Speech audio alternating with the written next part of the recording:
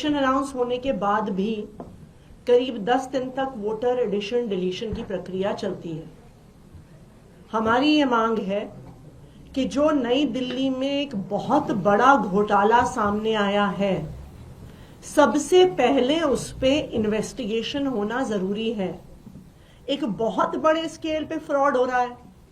हर व्यक्ति जो ऑब्जेक्टर्स की हियरिंग पे आया है, हर व्यक्ति कह रहा है, 100% लोग कह रहे हैं जी मैंने नहीं भरा।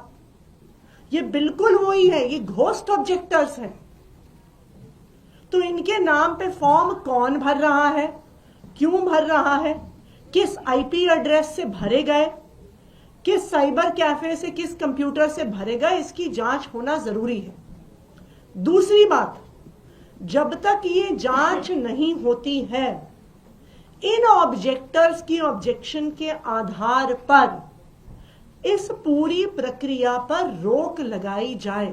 बिकॉज ये बिल्कुल साफ है कि अगर आप 1 लाख वोटर्स की विधानसभा में 6% वोट काट दें और 10% वोट जोड़ दें, ये तो पूरे चुनाव के गणित को ही उलटफेर कर देगा।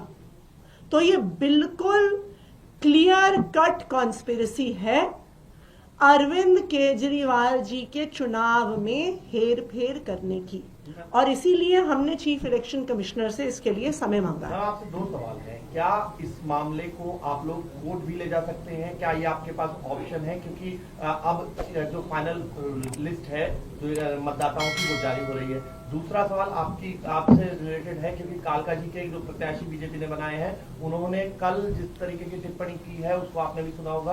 किस तरीके से आप उसे देखते हैं और क्या आपकी प्रतिक्रिया है? देखिए, जो आपका पहला सवाल है कोर्ट को लेके, हम सबसे पहले इलेक्शन कमीशन के पास जाएंगे।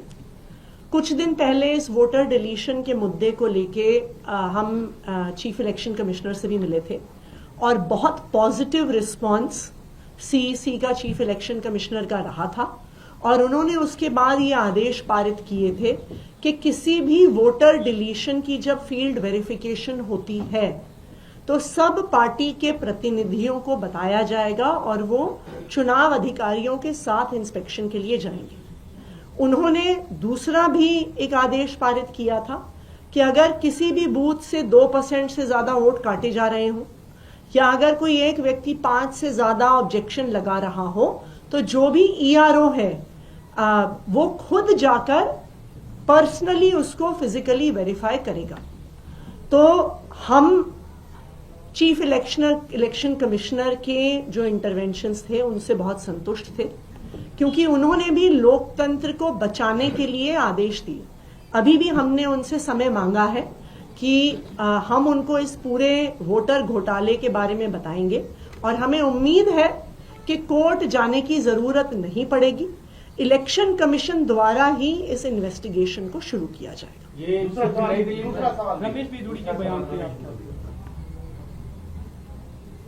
मैं रमेश बिधूड़ी जी को कहना चाहूंगी, मेरे पिताजी जिंदगी भर शिक्षक रहे।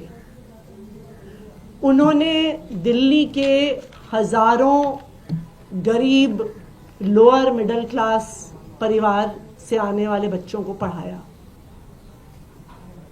आज वो 80 साल के हो गए हैं।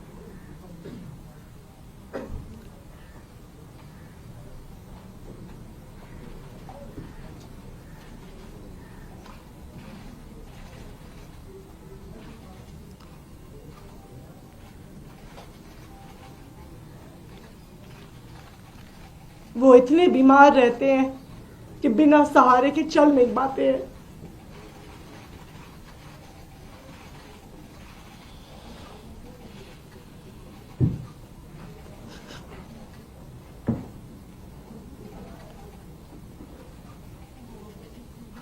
आप चुनाव के लिए इतनी घटिया हरकत करेंगे कि ऐसे बुजुर्ग व्यक्ति को गालियां देने पे उतर आएंगे?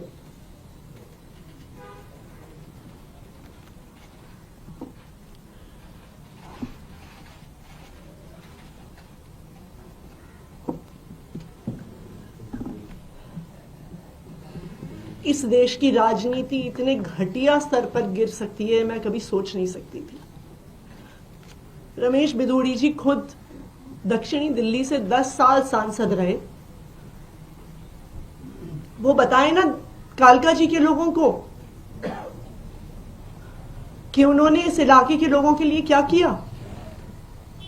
वो दिखाए ना कि जो उनका 10 साल का काम था वो मेरे 5 साल के विधायक के काम से बहुत बेहतर था। उसके आधार पर वोट मांगे, कहें कि अगर आतिशी ने 1 सड़क बनवाई तो मैंने 10 सड़कें बनवाई। आतिशी ने अगर 100 सीसीटीवी कैमरा लगवाए तो मैंने 1000 सीसीटीवी कैमरा लगवाए।